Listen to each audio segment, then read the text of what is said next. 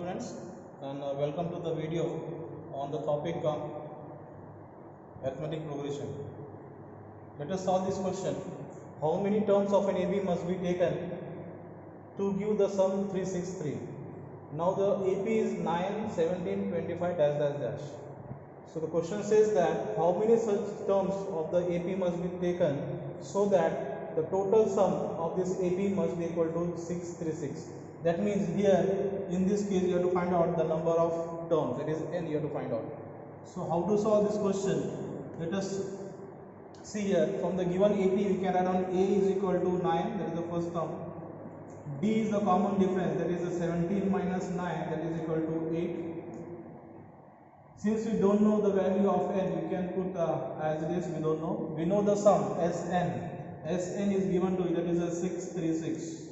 Now since the sum Sn is given to you, so we'll use the formula for Sn is equal to n by 2 into 2a plus n minus 1 bracket close d. We have one more formula for sum of n term. Sn is equal to n by 2 into a plus l.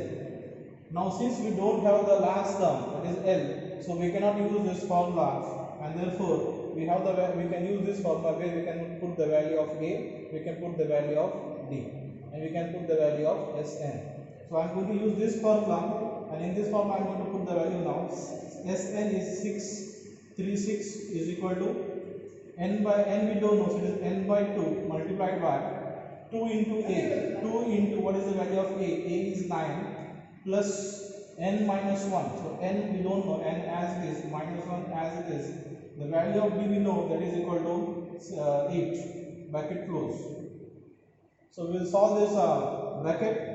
So we will get 636 is equal to n by 2 into, now we can multiply this 2 into 9, that is equal to 18 plus, now this bracket can be multiplied with the number outside the bracket 8, so 8n minus 8 become like this. So this 636 is equal to n by 2 into, now 8 minus 8 becomes 10 and plus 8n.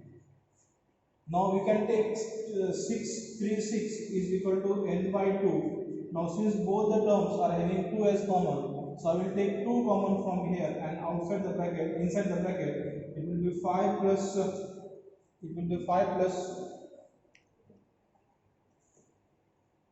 4n, and this 2n to get cancelled, and therefore I will get here 636 is equal to n multiplied by 5 plus 4n. Therefore this goes like 636 is equal to n into 5 becomes 5n plus n into 4n becomes 4n square.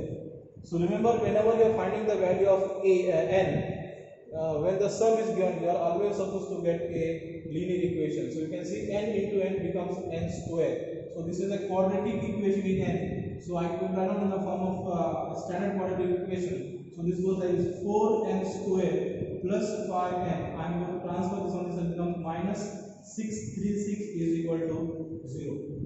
So this is a quadratic equation in n, and therefore I am going to solve by using a quadratic formula. This A is equal to, by using quadratic formula, A is equal to 4, B is equal to 5, and C is equal to minus 636. I am going to use the quadratic formula, therefore by quadratic formula.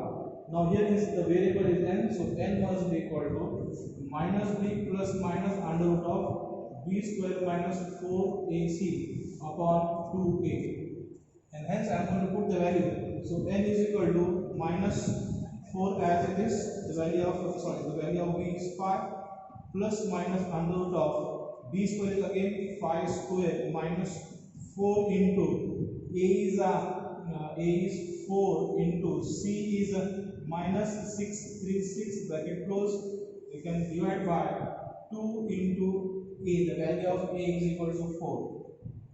And therefore I will solve now. N is equal to minus 5 plus minus under root of 5 square is 25 minus bracket becomes plus, so 4 into 4 into 636 will be equal to, if we solve that, it will be equal to 10176 divided by 8. Therefore n is equal to minus 5 plus minus under root of 25 plus 10176 becomes 10201 divided by 8.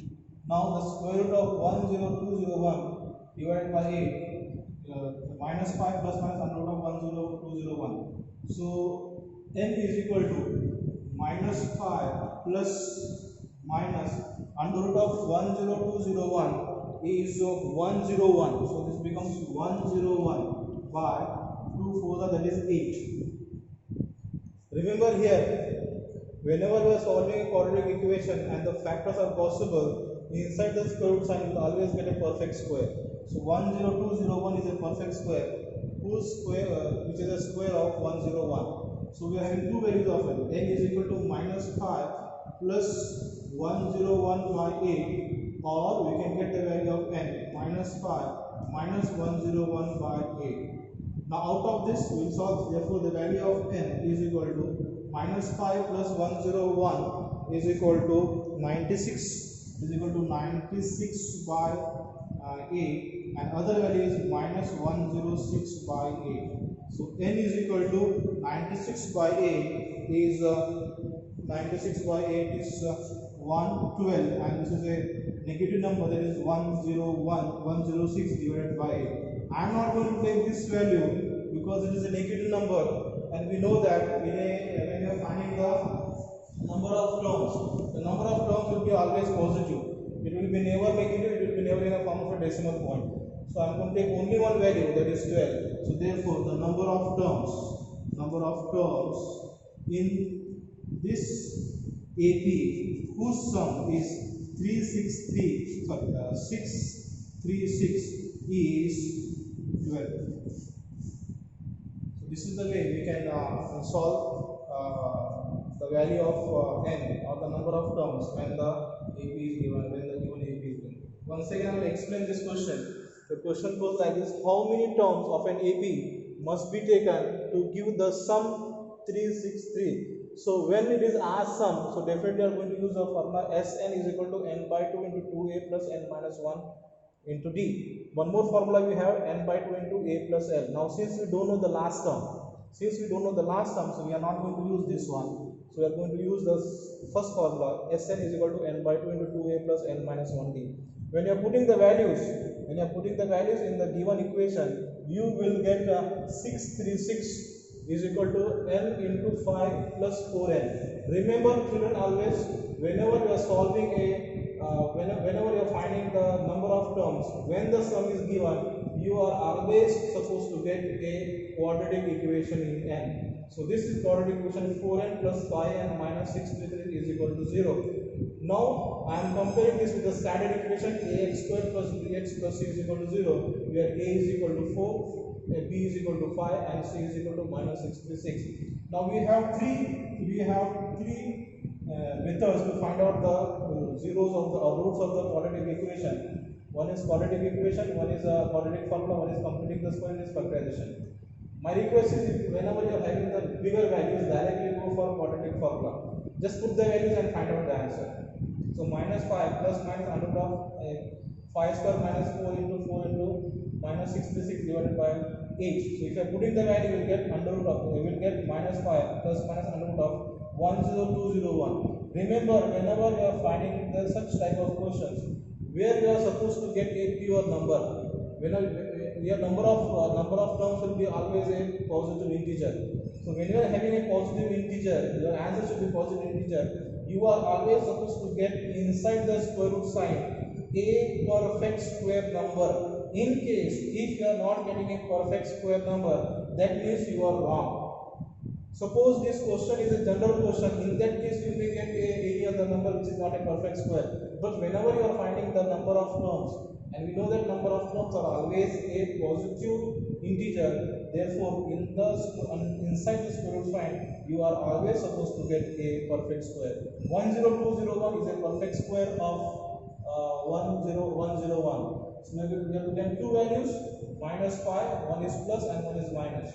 We are solving with plus sign and we are solving with minus sign. Plus sign you are going to get 96 divided by 8, and with minus sign you get minus 5 minus 10 divided by 8, that is equal to you want, you can solve this, or you can keep as it is.